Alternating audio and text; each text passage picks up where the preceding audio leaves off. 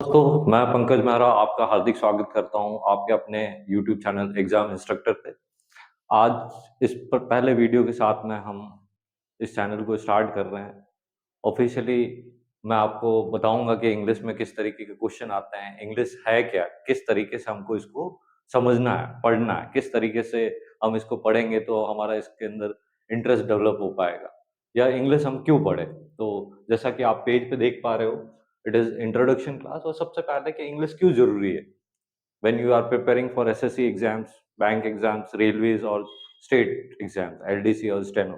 तो इन सब में इंग्लिश का एक अच्छा खासा वेटेज आता है, और इस तरीके का वेटेज है कि आप इसको डिनाई नहीं कर सकते हो, नेग्लेक्ट नहीं कर सकते हो।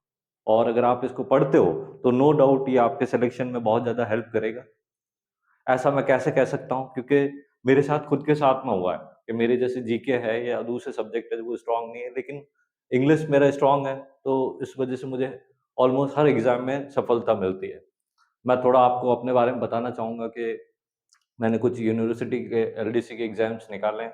उनमें से उदयपुर एग्रीकल्चर यूनिवर्सिटी है, जोबनेर की जो एग्रीकल्चर यूनिवर्सिटी है, दैट इज SKNAU। वहाँ पे मैं अभी पास्ट 1.5 साल से वहाँ काम कर रहा था। और रिसेंटली अभी जो स्टेट के एलडीसी एग्जाम है उसमें मैं सेलेक्ट भी हुआ हूँ। तो ये जो मेरा सिलेक्शन है, मैं आपको पक्का बताना चाहूंगा कि ये नो डाउट इसमें इंग्लिश का बहुत बड़ा रोल है, बहुत अहम रोल है, जिसको मैं डिनाई नहीं कर सकता हूँ। मैं समझता हूँ इस लैंग्वेज की इम्पोर्टेंस कितनी है, और इसीलिए मैं आपको बता रहा हूँ। तो हर एक ये जो एग्जाम्स है, whether it is SSC, bank, railways और जो भी स्टेट के एलडीसी और स्टेनो एग्जाम्स है, इनमें इसका वेटेज बहुत ज्यादा है। मैं आपसे बहुत ज्यादा की बात करूँ तो ऑलमोस्ट 1/4 से भी ज्यादा है। ठीक है, ये आप समझ सकते हैं, मोर देन 25%। ठीक है। अब बच्चे इनसे डरते क्यों हैं कि इंग्लिश, क्योंकि इंग्लिश इन्होंने बचपन से इतने इंटरेस्ट के साथ नहीं पढ़ी होती है। ठीक है, इनका कॉन्फिडेंस इतना नहीं आ पाता है कि हम इसको पढ़ें। तो मैं यही बताना चाहूंगा, इंग्लिश आसान लैंग्वेज है। हमने दूसरी जिस प्रकार से हिंदी है या हमारी मातृभाषा है वो सीखी, उसी प्रकार से हम थोड़ा इंग्लिश को बोलेंगे, पढ़ेंगे, समझेंगे, इंटरेस्ट लेंगे तो नो डाउट इसको हम कर पाएंगे। और सबसे बड़ी बात जो मैंने यहाँ पे लिखी है कि मैथ्स हो सकता है आपके लिए एक सब्जेक्ट हो, लेकिन इट इज नॉट मेरी सब्जेक्ट। खाली या केवल एक सब्जेक्ट नहीं है। अगर आप इसको सीखोगे तो एग्जाम में तो अच्छा परफॉर्म कर ही पाओगे। एग्जाम के अलावा भी ये क्या है, एक इंटरनेशनल लैंग्वेज है। आप फोन में भी देखते हो, फोन में भी कोई नोटिफिकेशन है, कोई मैसेज है, वो किस में आता है, इंग्लिश में ही आता है। तो आप इसको सीखोगे तो ये कहीं ना कहीं आपके लिए क्या आएगी, काम आएगी। It will enhance your value. आपकी खुद की कीमत, आपकी खुद की वैल्यू जो है ये आपकी इम्प्रूव करेगी। तो ये मैंने आपको थोड़ा सा बताया कि क्यों इसको डिनाई नहीं कर सकते, क्योंकि इसका ओवरऑल वेटेज जो है हर किसी एग्जाम में वो मोर और लेस 25% है। ठीक है। तो नेक्स्ट हम देखते हैं। अब जब हम इंग्लिश पढ़ेंगे तो इसको कैसे सेगमेंट्स में या इसको कैसे क्लासिफाइड करके पढ़ेंगे, ताकि ये हमारे लिए क्या हो जाए, और ज्यादा इजी हो जाए। जैसे भी किसी भी काम को हम करेंगे, एक प्लानिंग के साथ में करेंगे तो बेहतर होता है। सिमिलरली मैं आपको यही बताना चाह रहा हूँ, जब जब भी कोई बिगिनर है, जब भी कोई लर्नर है, इनिशियल स्टेज पे है, जब उसको कुछ भी नहीं पता है कि इस लैंग्वेज को कैसे पढ़ेंगे, तो इस लैंग्वेज में हमने कैटेगरी बना रखी है। ठीक है, हम 11th 12th को या 10th 12th को पढ़ाते हैं, उस समय 4 कैटेगरीज हम बताते हैं, that is grammar, vocabulary, comprehension and एक जो लेटर राइटिंग का या ड्राफ्टिंग का आता है। ठीक है, जिसमें नोटिस राइटिंग आती है, लेटर राइटिंग आती है, प्रेसाइज राइटिंग आती है। तो हम कंपटीशन एग्जाम्स की बात करें तो इसमें एक तो हमारा ग्रामर सेगमेंट है, एक वोकैबुलरी है, और एक रीडिंग कॉम्प्रिहेंशन है। इन इन तीनों टॉपिक्स में से क्वेश्चन बनते हैं। ये टॉपिक नहीं है, एक तरीके से इस लैंग्वेज को हम जैसा क्लासिफाइड करते हैं ना, क्लासिफिकेशन करते हैं, इसका वर्गीकरण कर दिया, इसको वर्ग बना दिया कि पहले अगर कोई पढ़ना चाहेगा तो वो क्या पढ़ेगा, ग्रामर पढ़ेगा। इसके अंदर इसके खुद के टॉपिक्स है, पॉइंट्स है, उनको हमको पढ़ना होगा। खाली ग्रामर से काम नहीं चलेगा, since it is a language, क्योंकि एक भाषा है, तो आपको स्ट्रक्चर के अलावा वोकैबुलरी, इसको बोलते हैं शब्दकोश। आपको किसी भाषा को सीखना है तो उस भाषा के शब्द तो आने चाहिए ना, और जितना ज्यादा किसी भाषा के आपको शब्द आएंगे, उतना आप उसको अच्छे तरीके से, बेहतर तरीके से यूज कर पाओगे, अपने आप को उस भाषा में एक्सप्रेस कर पाओगे। ठीक है। तो और तीसरी चीज जो एग्जाम में पूछी जाती है, दैट इज रीडिंग कॉम्प्रिहेंशन। ठीक है, एग्जामिनर जो है वो आपका उसको ये जानना है कि इस पर्टिकुलर बच्चे को इंग्लिश पढ़ के समझ में आती है या नहीं आती है। तो जब वो आपसे दूर बैठा है तो वो कैसे समझ पाएगा कि इस बच्चे को इंग्लिश आती है या नहीं आती है। There will be a passage, वो आपको एक पैसेज देगा, इंग्लिश में होगा नो डाउट, उसको आपको पढ़ना पड़ेगा and you have to convey the same message, है ना। राइटर ने या उस पैसेज में जो लिखी हुई बात है वही आपको समझनी है और उसी को आपको क्या करना होगा, आंसर करना होगा। और अगर आप राइट आंसर करते हैं तो एग्जामिनर विल नो दैट आपने उसको करेक्टली कॉम्प्रिहेंड किया है, उसको सही तरीके से समझा है उसको। तो मैं फिर से ये बताना चाहूंगा कि अगर कोई भी जो बच्चा है वो इंग्लिश को इनिशियल लेवल से बिल्कुल जीरो लेवल से स्टार्ट करेगा तो वो कुछ इस तरीके से पढ़ेगा। हम भी यहाँ पे आपको बिल्कुल जीरो लेवल से ही पढ़ाएंगे। और मैं आपको बिल्कुल आश्वस्त कर सकता हूँ कि जब मैं एक हिंदी मीडियम स्टूडेंट था मेरे स्कूल टाइम में और उसके बाद में मैं पिछले 8-10 सालों से इंग्लिश पढ़ा रहा हूँ, तो मैं बिल्कुल कॉन्फिडेंट हूँ, मैं बिल्कुल श्योर हूँ कि मैं जिन बच्चों को पढ़ाऊँगा, वो नो डाउट मेरे से 10-15 साल जूनियर होंगे, ठीक है? वो एडवांस है, हर हर चीज़ें उनको जल्दी समझ में आती है, वेदर इट इज़ टेक्नोलॉजी और लर्निंग, ठीक है? तो मैं ये उम्मीद करता हूँ और ये मेरा विश्वास है कि आप नो डाउट अच्छे तरीके से इसको सीख पाएँगे। तो चलिए मैं आपको बताता हूँ कि ये जो ग्रामर, वोकैब्युलरी और रीडिंग है, इनमें डिटेल में हम बात करते हैं कि किस-किस तरीके से क्वेश्चन आते हैं या क्या-क्या चीज़ें हमको इसको कवर करनी होगी। राइट। तो आज ही जैसे मैंने आपको बताया फर्स्ट पार्ट हमारा क्या है, दैट इज़ ग्रामर, है ना? व्याकरण, है ना? किसी भी भाषा का सबसे आधारभूत या बेसिक फंडामेंटल कह सकते हो। तो इनमें जब हम पढ़ेंगे, आपको पता होगा हमने बचपन से पढ़ा होगा, ग्रामर के कुछ टॉपिक्स पढ़े होंगे तो हमने शुरू-शुरू में पार्ट ऑफ स्पीच में बहुत डराया होगा या हर साल आया होगा पार्ट ऑफ स्पीच। थर्ड में भी आ रहा है, फोर्थ में भी आ रहा है, सिक्स्थ में भी आ रहा है, लेकिन वो पार्ट ऑफ स्पीच के अलग-अलग क्या आ रहे थे, टॉपिक्स आ रहे थे। जैसे हम बात करें कि इंग्लिश में कितने पार्ट ऑफ स्पीच है, पार्ट ऑफ स्पीच कितने हो गए हमारे पास में, टोटल 8 पार्ट ऑफ स्पीच हो गए, ठीक है? इनको यहाँ पे लिखा हुआ है, दैट इज़ नाउन, है ना? ये सेम चीज़, यही चीज़ें समांतर चीज़ें हम किसमें पढ़ते हैं? हिंदी में पढ़ते हैं, ठीक है?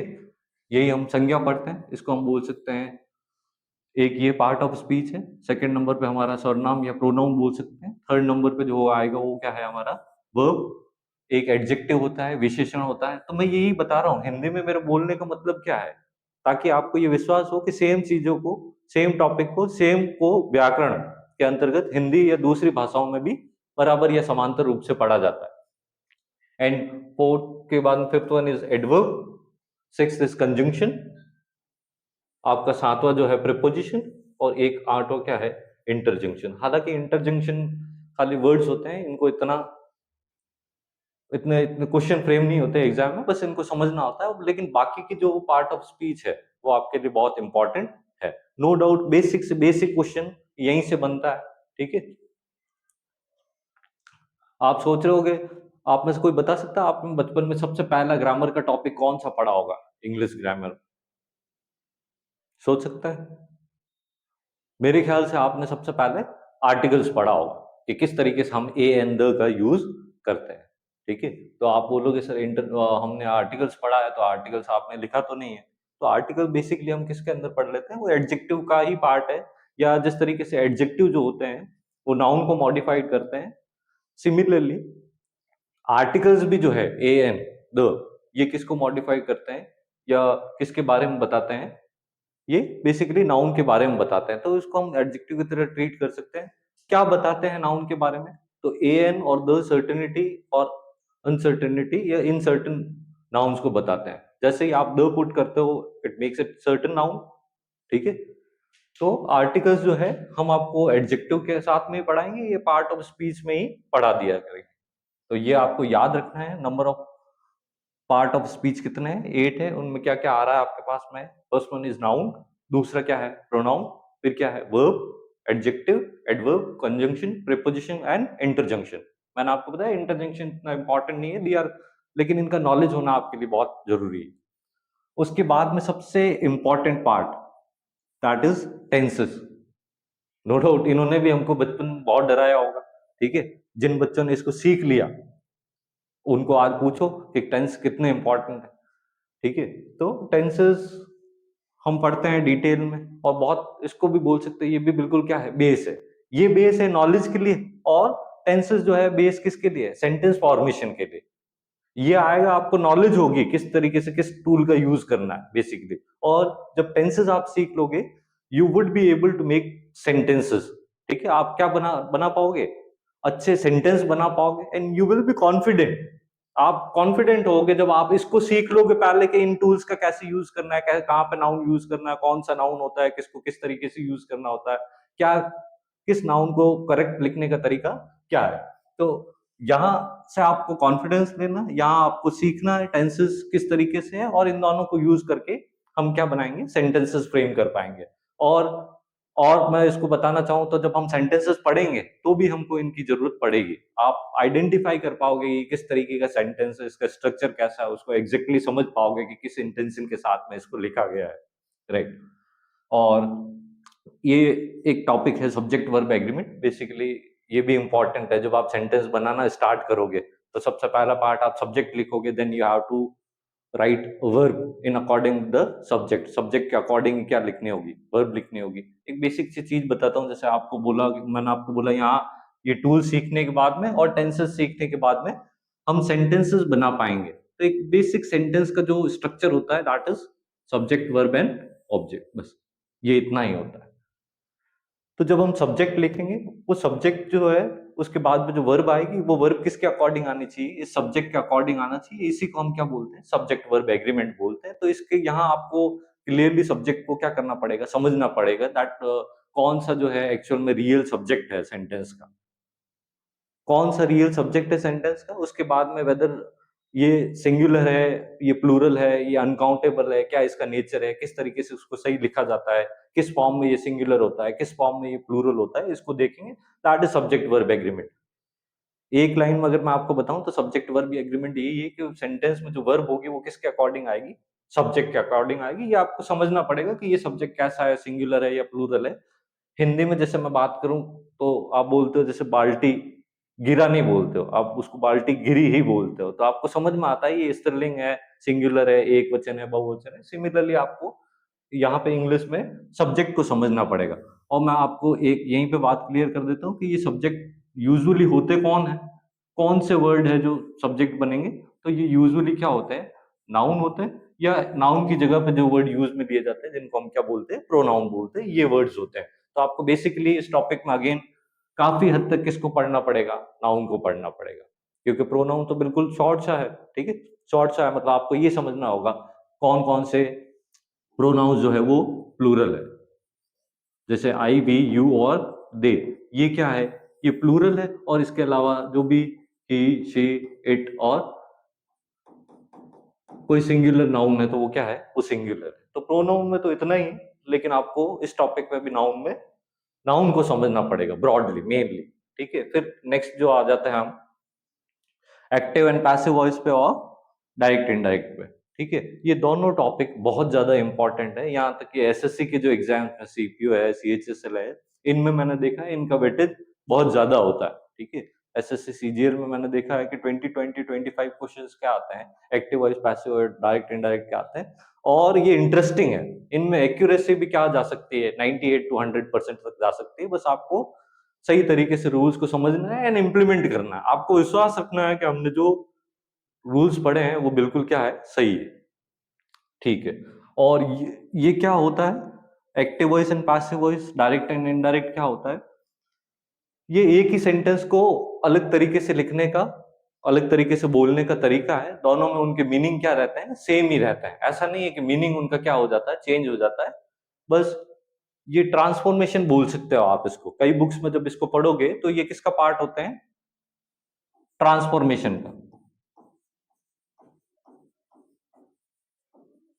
अब ट्रांसफॉर्मेशन का मतलब क्या होता है, रूपांतरण होता है। तो but active voice passive voice क्या है, एक ही सेंटेंस को एक्टिव से पैसिव लिखने में उसका मीनिंग सेम रहेगा, बस उसको लिखने का तरीका बदल जाएगा। सेम डायरेक्ट इनडायरेक्ट में, डायरेक्ट इनडायरेक्ट का मतलब हुआ अगर दो पर्सन कोई है, उनके बीच में डायरेक्ट जो बातचीत हो रही है, डायरेक्ट जो कॉन्वर्जेशन हो रहा है, दैट इज डायरेक्ट स्पीच। ठीक है, जैसे मैं तुमसे कुछ कह रहा हूँ, you are not doing your work well, तो ये क्या है, ये डायरेक्ट स्पीच में है। और आप घर पे जाके बताओगे कि सर टोल्ड मी दैट, है ना। आप घर पे जाके कुछ भी बात बताते हो अपने साथ की कि आज मेरे साथ ये हुआ, उसने मुझे ये कहा, मैंने उससे ये कहा, all they are indirect speech, ठीक है। तो मीनिंग तो सेम ही होता है, बस उनको कन्वे करने का तरीका अलग है। और एक आपको ग्रामर में क्या पढ़ने पड़ेंगे, सेंटेंस स्ट्रक्चर पढ़ने पड़ेंगे। मैंने आपको पहले ही बता दिया किस किस तरीके के स्ट्रक्चर्स होते हैं, ठीक है, जिनमें आप अगर जैसे आप देखते हो सेंटेंसेस के टाइप्स देखते हो, assertive, negative, interrogative, imperative, exclamatory, तो इन सब के अलग अलग क्या है स्ट्रक्चर्स है, उनको समझना पड़ेगा कि जब आपको असर्टिव सेंटेंस फ्रेम करना है तो कौन सा पैटर्न होगा, जब आपको इंट्रोगेटिव बनाना है तो कौन सा तरीका होगा। और ये सब जब आप कर पाएंगे तो एग्जाम में क्या आता है, एरर डिटेक्शन से रिलेटेड क्वेश्चन आता है। एरर डिटेक्शन वही कि आपको एक सेंटेंस गिवन होगा और वो कुछ 4 या 3 पार्ट्स में होगा और आपको बताना कौन से पार्ट में क्या है एरर है। वो तभी बता पाओगे जब आपको नाउन अच्छे से आ रहा, प्रोनाउन अच्छे से आ रहा है, क्योंकि उन्हीं के बेस के क्या होंगे क्वेश्चंस होंगे।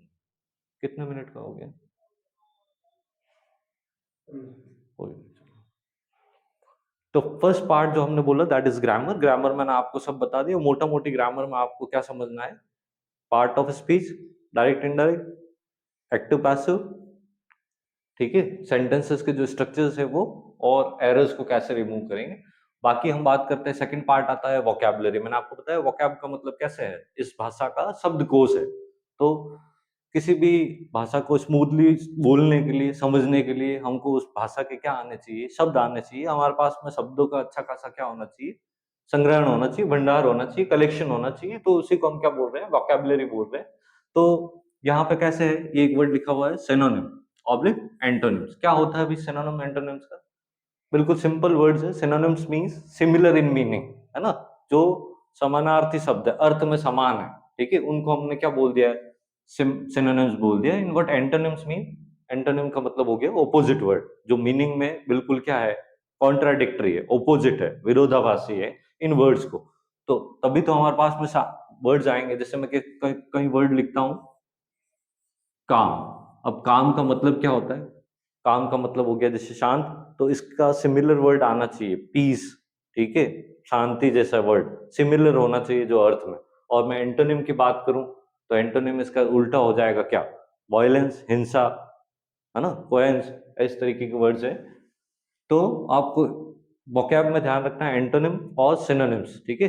दूसरा इसके अंदर आता है one word substitution. What substitution mean, देखो आप अगर सही में पढ़ना चाहते हो तो आप यहीं से सीख सकते हो। जैसे हमने बात करी रीडिंग कॉम्प्रिहेंशन, कि सर कॉम्प्रिहेंशन वर्ड का क्या मतलब होता है, आप खुद ट्राई करें, अपने एफर्ट्स लगाएं, आप देखें कि कॉम्प्रिहेंड वर्ड का क्या मीनिंग होता है। कॉम्प्रिहेंड का वैसे मीनिंग समझना होता है, अंडरस्टैंड करना होता है।